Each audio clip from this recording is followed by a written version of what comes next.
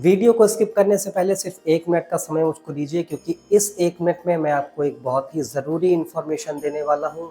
जी हाँ, भगवद गीता यथारूप की जो श्रृंखला हम लोगों ने शुरू करी है, उसमें हम लोग काफ़ी आगे आ चुके हैं, लेकिन अभी भी बहुत सारे दर्शक ऐसे हैं जिन्होंने चैनल को सब्सक्राइब नहीं किया है। तो अगर आप भी उन्हीं में से हैं जिन्होंने चैनल को सब्सक्राइब नहीं किया है, लेकिन उसके बाद हमारे वीडियोज़ को देखते हैं और ज्ञान लेते हैं, तो मेरी आपसे विनती है कि सबसे पहले तो श्री कृष्ण का नाम लीजिए और चैनल को सब्सक्राइब करिए।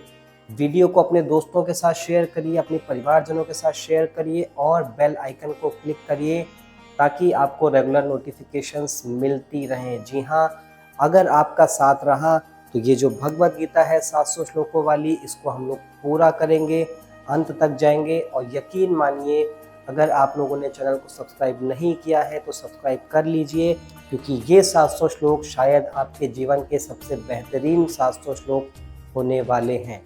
तब तक के लिए हरे कृष्णा।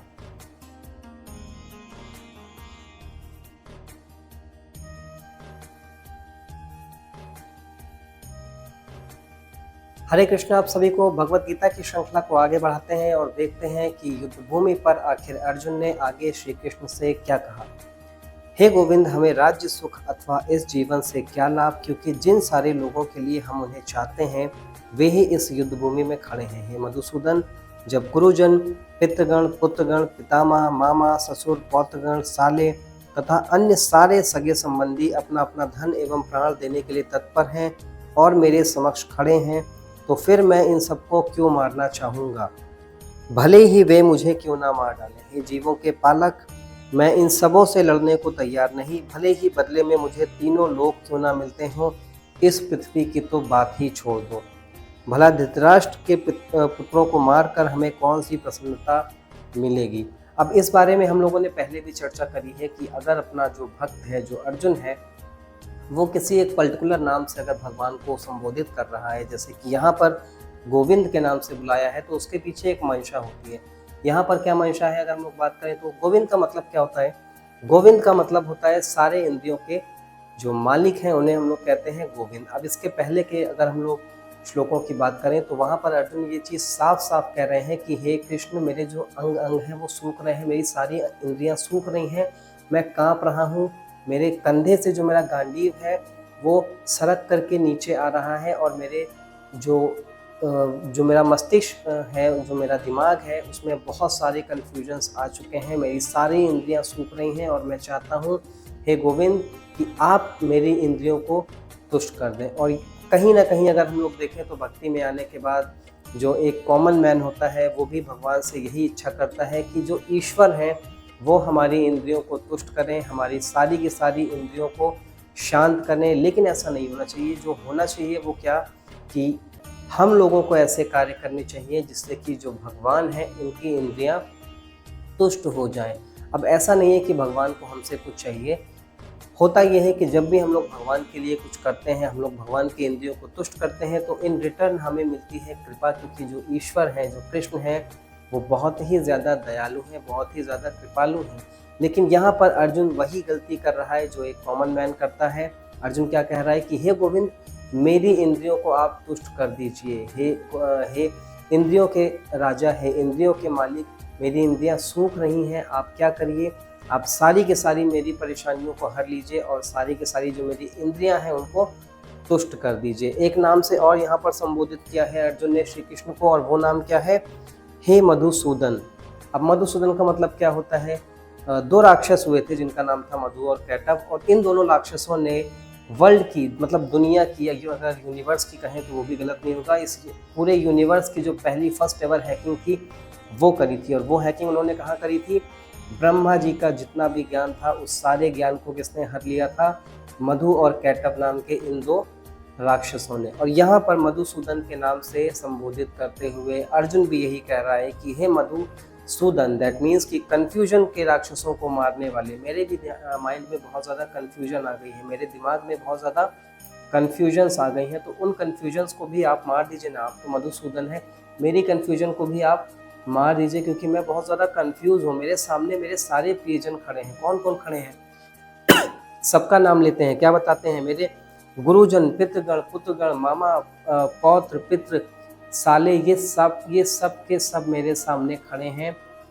और इसी चीज़ में मैं कंफ्यूज हूँ कि भाई जो मेरा धर्म है, जो मैं क्षत्रिय धर्म को अपना निभाऊँ या ना निभाऊँ, तो मेरे इस कन्फ्यूजन को भी आप दूर कर दीजिए हे मधुसूदन। और यहाँ पर मधुसूदन का मतलब क्या है कि जो मेरी कन्फ्यूजन्स हैं उन कन्फ्यूजन्स को आप हर लीजिए।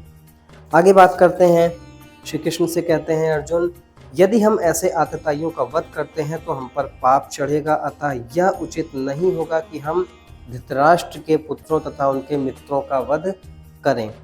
हे लक्ष्मीपति कृष्ण, इससे हमें क्या लाभ होगा और अपने ही कुटुंबियों को मारकर हम किस प्रकार सुखी हो सकते हैं।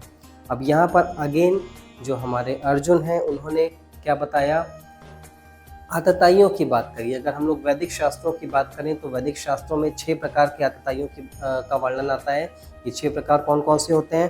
पहला होता है विष देने वाला। ऑब्वियसली भाई बचपन में भीम को विष देने का काम किसने किया था, दुर्योधन और दुशासन दोनों ने मिल करके शकुनी के आदेश पर इन्होंने भीम को विष दिया था। तो विष देने वाला भी आतताई होता है। दूसरे की बात अगर करें तो घर में अग्नि लगाने वाला, घर में आग लगाने वाला भी आतताई ही कहलाता है। ऑब्वियसली जब वर्णावर्त में ये लोग थे तो लाक्षागृह में आग लगाने का काम भी दुर्योधन का ही था। तो ये भी 20 मार्क्स तो इनके पूरे हो गए अभी तक। आगे बात करें अगर तो घातक हथियार से आक्रमण करने वाला। ऑब्वियसली जब भी कभी भी मौका मिलता था तो दुर्योधन इस चीज़ से पीछे नहीं हटता था कि मेरे पास अगर कोई हथियार आ जाए तो मैं उससे, दुर्योधन के मन में ये रहता था कि सारे के सारे पांडवों को, स्पेशली जो भीम था, भीम के लिए उसके मन में बहुत ज़्यादा आक्रोश रहता था, बहुत ज़्यादा ईर्ष्या रहती थी और वो चाहता था कि अगर उसके हाथ में कोई हथियार हो तो वो सामने भीम को और सारे के सारे पांडवों को समाप्त कर दे। इस प्रकार से अगर हथियारों से आक्रमण करने की बात करी जाए तो उसमें भी जो हमारे दुर्योधन थे वो कभी पीछे नहीं हटते थे। आगे बात करें तो धन लूटने वाला। जी हाँ, चौसर हुई, चौसर में छल से सारा का सारा धन किसका लूट लिया गया, पांडवों का लूट लिया गया। लूटने वाले कौन थे, शकुनी, दुशासन और दुर्योधन। तो इस प्रकार से धन लूटने वाला भी हमारा आतताई होता है। नेक्स्ट है दूसरे की भूमि हड़पने वाला। अगेन अगर हम लोग चौसर की ही बात करें तो चौसर में छल से सारा का सारा राज्य हड़प लिया, सारा का सारा सारी की सारी भूमि हड़प ली। तो भूमि को हड़पने वाला भी आतताई ही कहलाता है। और लास्ट है हमारा छठा, पराई स्त्री का अपहरण करने वाला। अब स्त्री का अपहरण नहीं किया था दुर्योधन ने, लेकिन हाँ बेइज्जती जरूर करी थी, बहुत ज़्यादा अपमान किया था। रावण ने अपहरण किया था सीता मैया का। इस प्रकार से जो रावण था वो भी आतताई था, इसीलिए श्री राम के हाथों रावण की मृत्यु हुई, श्री राम के हाथों रावण का वध हुआ।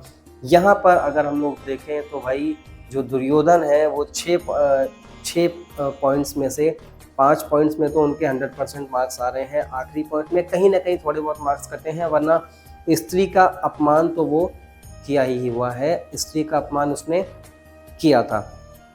और एक चीज़ अगर हम लोग देखें तो यहाँ पर जो अर्जुन है वो श्री कृष्ण से क्या कहता है कि आप तो कह रहे हो कि ऐसे आतताइयों को हमें मार देना चाहिए, लेकिन आप जो बात कर रहे हो वो तो अर्थशास्त्र के अनुसार आप बात कर रहे हो कि अर्थशास्त्र के अनुसार हमें आतताइयों को मार देना चाहिए, लेकिन जो बातें मैं कर रहा हूँ वो तो धर्मशास्त्र के अनुसार है और धर्मशास्त्र के अनुसार हमें आतताइयों को नहीं मारना चाहिए। लेकिन एक बात यहाँ पर अर्जुन बोल रहे हैं कि उनसे ये चीज़ कहने वाला भला कौन है, स्वयं श्री कृष्ण है, स्वयं परम भगवान है। और जब भगवान कोई बात कहते हैं तो वो आता है भक्ति शास्त्र में। और जी हाँ, जो भक्ति शास्त्र है वो धर्म शास्त्र के भी ऊपर होता है। इसी प्रकार से अगर हम लोग छोटा सा एग्जाम्पल अगर लें तो जो युधिष्ठिर महाराज थे, जब उनसे श्री कृष्ण ने कहा था कि युद्ध भूमि पर आपको अभी झूठ बोलना है कि अश्वत्थामा मारा गया, तो उस वक्त जो युधिष्ठिर महाराज थे, क्योंकि वो धर्मराज कहलाते थे, तो उन्होंने क्या कहा कि जी नहीं, हम तो धर्मराज हैं, इसलिए हम अभी झूठ नहीं बोलेंगे, झूठ बोलना तो